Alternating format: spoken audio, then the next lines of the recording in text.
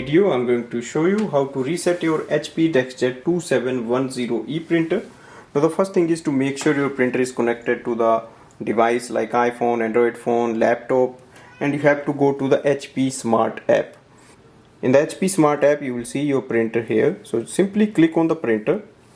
Now go back and look for the advanced settings. Click OK. It may give you the warning like this, but you click on the show details and visit this website. So this is actually the HP website we are going. Here we can see our HP printer. Click on the settings, restore defaults, restore factory defaults. We have to enter the pin of the printer. So printer pin is at the back of the printer, also inside the ink cartridge chamber door. So you can take the pin number and click on the submit button. Once you do that, on the next page select restore factory defaults and click yes.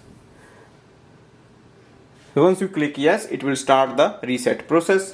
It might take few minutes for the printer to restart and reset. Thanks for watching.